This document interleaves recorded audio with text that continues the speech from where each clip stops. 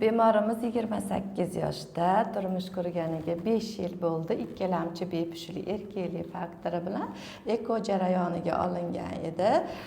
Pasiyentimizda 10 ta embrion hosil bo'ldi va bitta o'rta sifatli embrion bachadonni ichiga transfer bo'ldi. Hozir birgalikda natijani pasiyentimizga yetkazamiz. Allo. Va alaykum assalom. Men Onkolog klinikasidan vrach Saida Sardorovnaman. Hagacha analizni topshirgan ekansiz.